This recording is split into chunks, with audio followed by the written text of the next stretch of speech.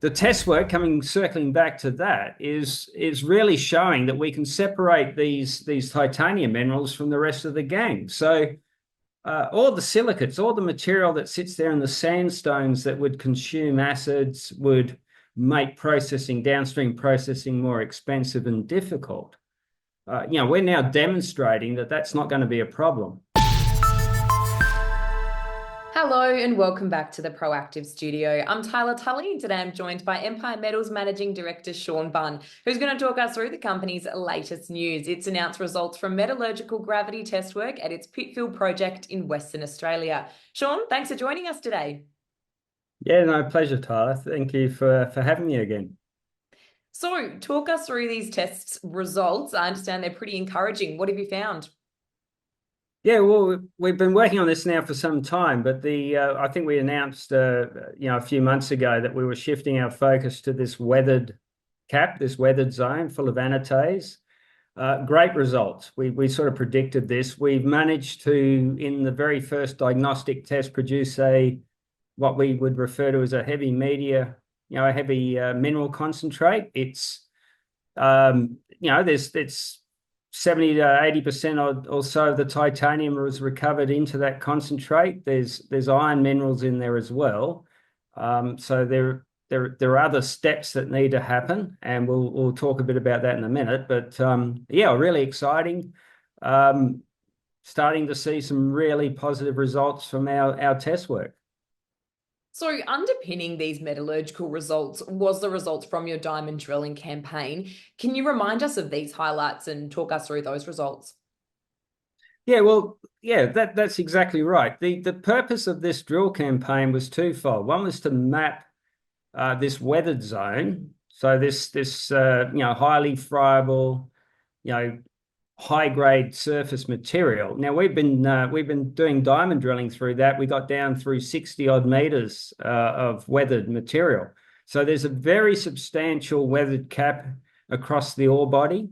It's full of this high purity anatase mineral, which is really exciting for us because basically what you've got is a mineral that's already converted from not like ilmenite, not like others, that it's actually now already TiO2. It's a rutile equivalent, if you like. So our focus was to find the higher grade zones of this. We hit up to 17, 18% of in situ in titanium. So that's an awesome result.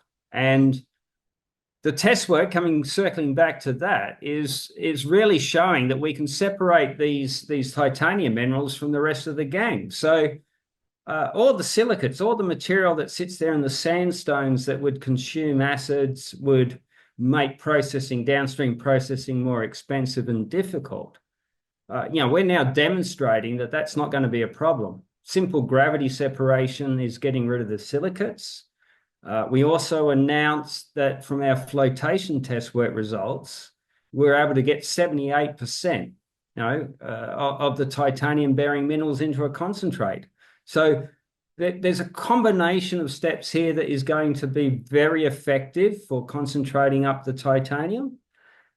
And just to take that one step further forward, what that means is that the next phase, when we go through this batch test work and understand a little bit more about the processing, this is going to be a really simple, low-cost pilot process. We're not going to have to build a massive demonstration plant to prove this up. This will be a relatively low-cost, simple piloting test work to produce a product. So lots of positives coming out of this initial phase.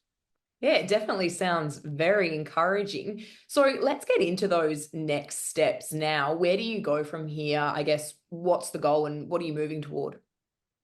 Well, there are a number of steps. So what we've made, and I go back to this concept that we've reduced this heavy mineral concentrate. Now, what a heavy mineral concentrate represents is simply all the very dense high SG minerals, specific gravity minerals, have reported into a concentrate. Now, in our case, that also means that we've got hematite.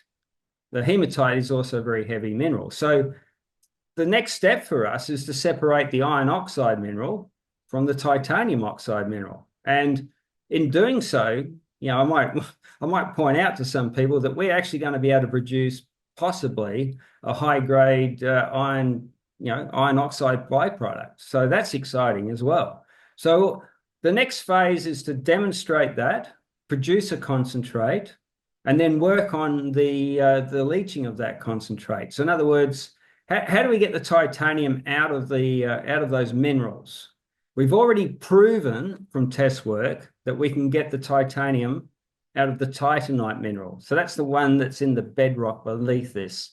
So we've demonstrated that from our test work. The next step is clearly that we create a concentrate full of anatase, we digest it in an acid bath or some sort of leaching process, and then we identify the next processing route to go to a final product. And basically that maps out the pilot plant.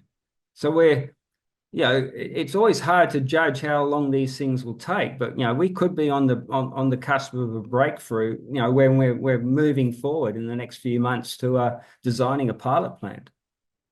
It's definitely very exciting times for the company. We can't wait to see what happens. So thanks so much for joining us today, Sean. No, you're welcome. It's very important part of our process now is to make sure that people understand that this giant ore body, the value that's in the ground, we're slowly starting to unlock that, and we hope to come back in the next few weeks with even more positive information. Yeah, and we hope to talk to you about that information when that comes out. Thanks for joining us today. Pleasure.